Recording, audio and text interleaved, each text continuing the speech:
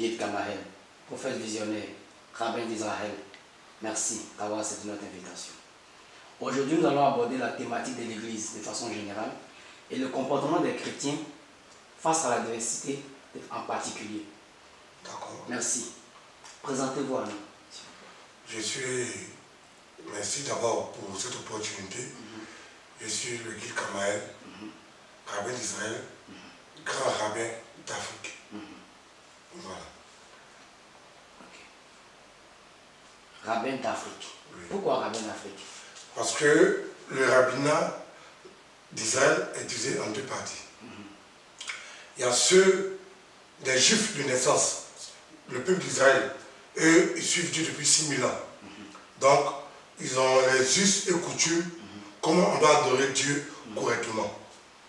Malheureusement, les autres peuples, quand je parle des autres peuples, je parle des Européens, des Américains, des Africains, n'ont pas cette notion d'adorer véritablement Dieu. Chacun adore Dieu comme bon lui semble. Or, la Bible nous dit que le salut vient des Juifs. Donc, parmi les rabbins, il y a ceux qui s'occupent du peuple d'Israël. C'est-à-dire dans les synagogues, que ce soit en France, en Belgique, aux États-Unis, au Canada, il y a des synagogues. Maintenant, il y a en Afrique, la produit n'est pas vraiment promue. En Afrique, on a plutôt des gangs religieux que des églises. Chacun se lève, il se base sur les coutumes de son grand-père, il dort, il a faim, il a des hallucinations après la faim, et puis il va créer une église, il dit que Dieu lui a parlé. Donc, en réalité, être un rabbin d'Afrique est une lourde charge. Tu vois, il faut que tu aides le peuple qui est habitué au mensonge, à la tromperie, au fétiche, à l'occultisme, à abandonner toutes ces choses-là pour suivre réellement Dieu. Donc c'est une charge qui n'est vraiment pas facile. Merci. Dans vos arguments, on a comme l'impression que les chrétiens ne suivent donc pas la voie réelle. Parce que dans vos manières de définir la manière dont les chrétiens travaillent avec Dieu, ce n'est pas la bonne manière. Est-ce à dire que de la manière de nos jours, les pasteurs ont des églises et travaillent dans les églises avec les fidèles n'est pas juste, ou ont une mauvaise orientation des fidèles, ou simplement c'est les pasteurs qui sont mal formés? Bon, c'est un peu du tout. Voyez-vous, pour que vous compreniez bien, je n'ai pas l'habitude d'en parler dans mes vidéos, mais pour que vous compreniez très bien ce que je dis, pour ne pas qu'il y ait d'amalgame dans mes propos, même de mauvaises interprétations, je vais faire un cours d'histoire. D'abord, Dieu s'est révélé à chaque peuple. Mais le peuple qui a été réceptif à l'appel de Dieu, ce sont les Juifs. Tous les autres peuples de la terre avaient leur Dieu. Les Philistins, les Francs, bon, les Français, qui sont devenus aujourd'hui les Français, mais les Francs, les Africains, chacun avait son Dieu, avait cette divinité. En Europe, il y avait les Grecs, etc., qui avaient plusieurs dieux. Mais c'est le peuple d'Israël qui a eu à accepter la révélation de l'Éternel, qui a accepté la révélation d'Adonai. Donc Dieu a pris le peuple d'Israël pour faire un peuple élu. Et donc ce peuple élu d'Israël devait être le modèle des autres peuples. Donc Dieu a pris le peuple d'Israël pour faire parvenir sa connaissance à tous les autres peuples de la terre. Donc on a passé par le judaïsme, il y a eu les grands prophètes Moïse, Élie, etc., jusqu'à l'arrivée de Jésus, jusqu'à la mort de Jésus, etc. Donc Dieu est passé par Israël pour communiquer le salut à la terre. Mais malheureusement, beaucoup de gens se proclament chrétiens, alors qu'ils réunissent ce qui fait la force du chrétien. Le christianisme n'est pas tombé du ciel. Ce n'est pas tombé du ciel. Dieu est passé par Moïse pour établir les préceptes, les bases du christianisme. Jésus lui-même est venu me parler de la manière dont on doit marcher avec lui. Et il y a des gens dans leur entendement, dans leur imagination, créent eux-mêmes des doctrines, créent des associations mafieuses qu'ils appellent l'église, et puis ils ont de traîner les moutons à l'abattoir. Jésus a dit quoi? Jésus dit, mes brebis entendent ma voix et me suivent. Il n'a pas dit les moutons. Donc dans le peuple de Dieu, il y a deux groupes de personnes. Il y a les brebis du Seigneur, puis il y a les moutons. Donc la plupart des gens sont des moutons. Très peu sont des brebis d'Israël.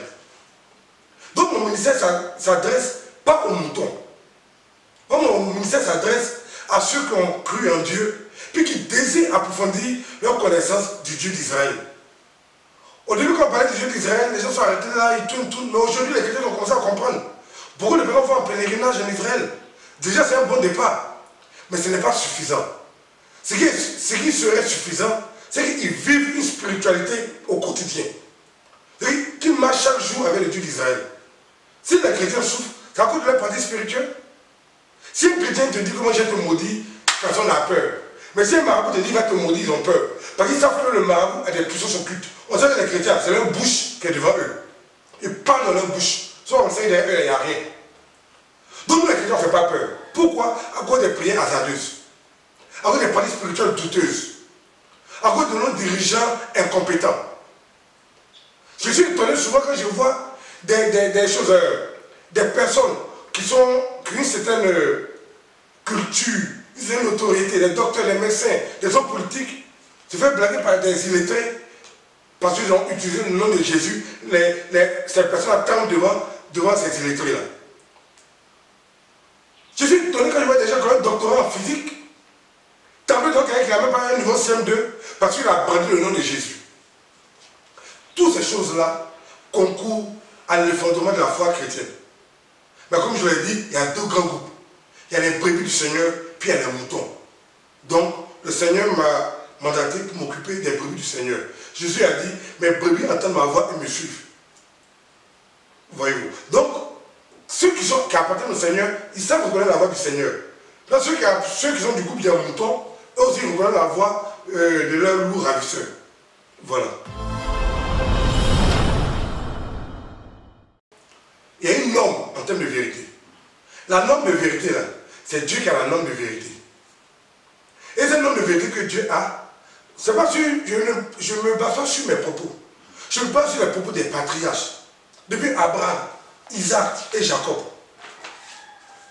Et donc ceux qui nous ont donné le chemin à suivre.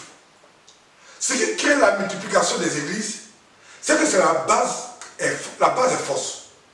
Quand la base est fausse, tout le reste est faux. Je m'explique. Le salut vient des Juifs, ça c'est indiscutable. Celui qui conteste cela n'est même pas du tout chrétien. Jésus a dit à la femme samaritaine, le salut vient des Juifs. Parce que vous adorez un Dieu que vous ne connaissez pas. Mais les Juifs adorent un Dieu qu'ils connaissent. Donc la base de notre foi, c'est le christianisme. Mais le christianisme a des problèmes pour la simple raison que beaucoup de gens ne connaissent pas l'hébreu.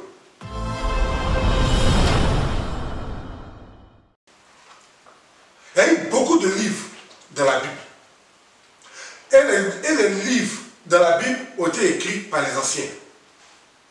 Depuis l'Ancien Testament jusqu'au Nouveau Testament. Ils ont été écrits. Donc, les gens ne comprennent pas l'hébreu. Et donc, voici un voyou du nom de Luther.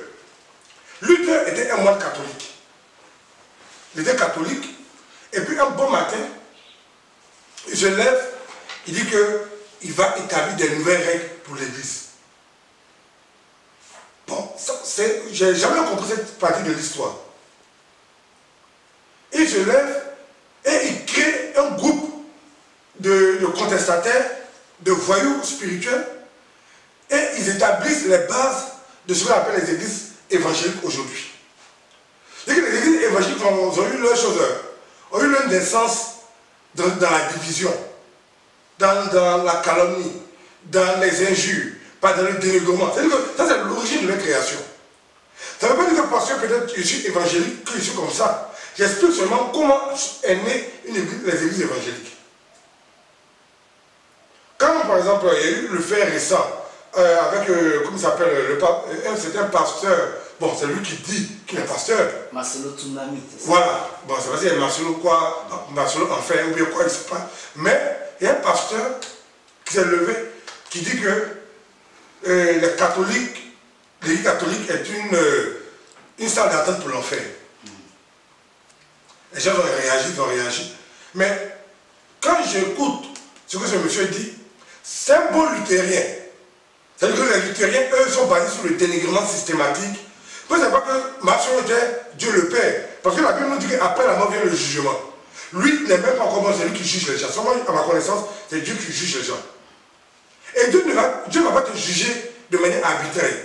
Après la mort, Dieu nous met devant lui, puis nous juge en fonction de nos œuvres. Maçon Tchounassi, il est assis devant sa télévision, placement à payer par ses fidèles, et puis il s'arrête là pour juger les gens.